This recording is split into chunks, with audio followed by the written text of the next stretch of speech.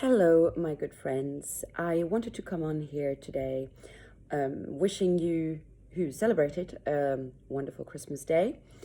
And more specifically, because we are at that time of the year when consumerism is such a peak, I wanted to talk to you about something that is very essential to me. And it came to me specifically this morning as well because I was listening to an interesting episode of a podcast as I was out on a morning walk. I'd love to be able to share this episode with you, but unfortunately it's in French, so it will be reduced to the French-speaking people. I will put the name of it though. It's called Le Cœur sur la Table. Anyway, now, I think that the reason I wanted to come on and talk to you is also because I heard this one phrase in this episode that, in translated into English, would be, it's when I realized that my body is not just an object destined to other people's gaze. And it really resonated with me because obviously me, like every other female person in this world, we've been exposed to this fact that our bodies are basically there to please other people or to be judged by other people at least. Because, well, the world that we live in, which is one of capitalism and consumerism, has always used, since the beginning of consumerism, the female body as a perfect object of consummation. There are so many industries that depend on us feeling inadequate and shaming our bodies, so that it's perpetuated this way. And yeah, it's been somewhat, let's say, gender equalized. What do you say that? What word do you use for that? A little bit more, less gender specific over the past couple of years, maybe, because since, I guess, some years, men have also been destined to this shaming, but not at all to the extent that women have. And anyway, since the rest of the world hasn't followed when it comes to, equal pay and the fact that a woman, basically loses her value from the age of 25, it's still not an equal pain to deal with. So, I have previously spoken about my desire to make a series of interviews around body image. This is not just around women and body image. I'd really like to speak to some men as well. But it is once again then a subject that is so big when it comes to women compared to men that it will be a focus on women. And I've noticed that several people were really interested in the subject, but few were willing to actually do the interview with me, which is understandable because of this shaming that we've all just been instilled with since birth, basically. And I think that there's so many things that we do in anything we do in the day that comes from a drive linked to our worth through how the physical body is looking, and therefore from the judgment in the eyes of the person who is watching. Whether it's a question of how we eat, what we eat, how we move ourselves, the exercises that we choose to do, the fact that we want to spend time in the sun to get tanned. All of these things we might do because we enjoy it. But have we really inquired into why do we enjoy it? And that's a hard one because it's really a shadow aspect of ourselves that we often don't want to acknowledge. So when I say shadow aspect of ourselves, it's coming from a place of shame, which means that we are not very well aware of it. And so we do things thinking that we do it for another reason. But very often the hidden reason, is much more shame related and linked to this idea that we are not good enough, that we are not valuable enough, worthy enough, unless we try to correspond to some kind of image that's been instilled in us and that is basically impossible to live up to unless you consume a certain amount of things, whether it's makeup, diets, pills, you name it, okay? And it really hit home for me because my whole life I've, of course, been also driven by this, just like everyone else. But even more so since I've been talking more about my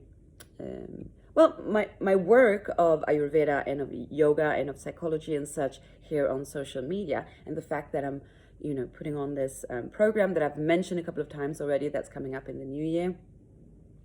And the fact that I do then need to specify that this is not a focus on losing weight or on, trimming your body into the perfect shape or something like that. And it's really essential for me to just transmit that message because I've been such a victim of it myself that it's essential that to not perpetuate those kind of beliefs. And I think one of the hints around this was when someone commented on a post that I had made where I was mentioning that Ayurveda is not just a diet, but it's also a lifestyle. And this woman, of course, I could tell was triggered by these words and commented with, so what, people think that Ayurveda is a diet? And it's so understandable. I know which pain that comment came from, okay? And I also know why it triggers us using that word, which is diet, because actually diet in itself is not a question about slimming down, okay?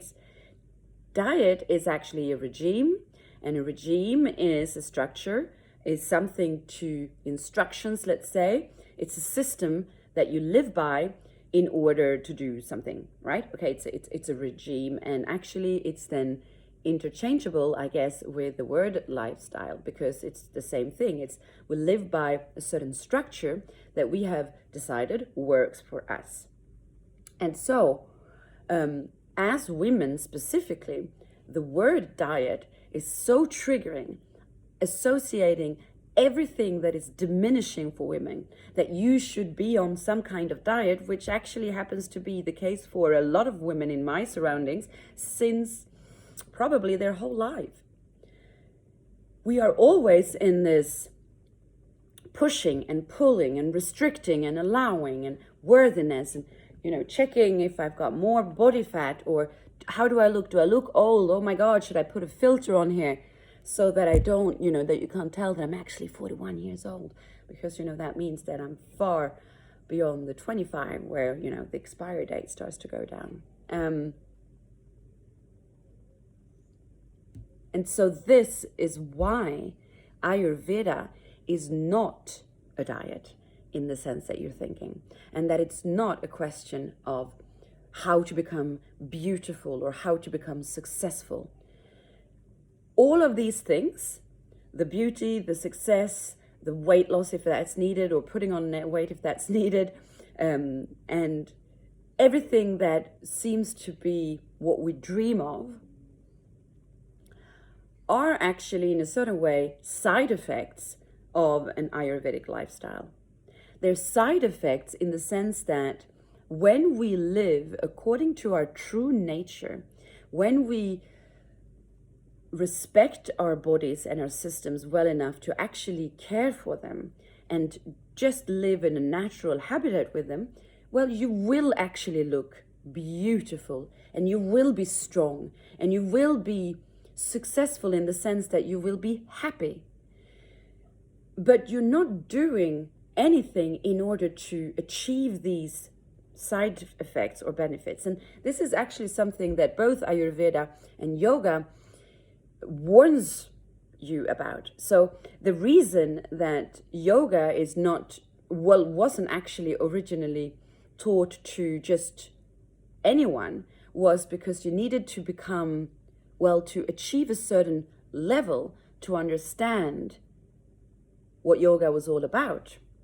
And that's also when you realize that if you get stuck on the side effects,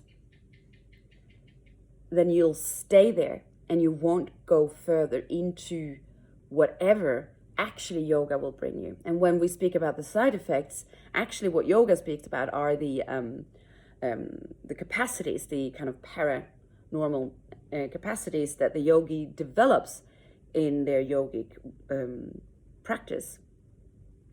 And today we could maybe more easily relate to it to, well, the way your body will shape up when you're actually living according to yogic rules, or the way you will feel and look when you practice yoga, when you live according to the rules, and when you adapt into an Ayurvedic lifestyle as well. Those things are side effects that are not to be attached to. This is actually also what the whole idea of non-attachment is about, because, well, actually they won't last forever, because we do age and we do have to adopt and change our ways. So things never stay the same way. But then also that is not what it's about, because what it is about is to live according to nature, which actually means that when you live according to nature, you will have the natural flow of ease going through you, just like the beautiful rose in the garden.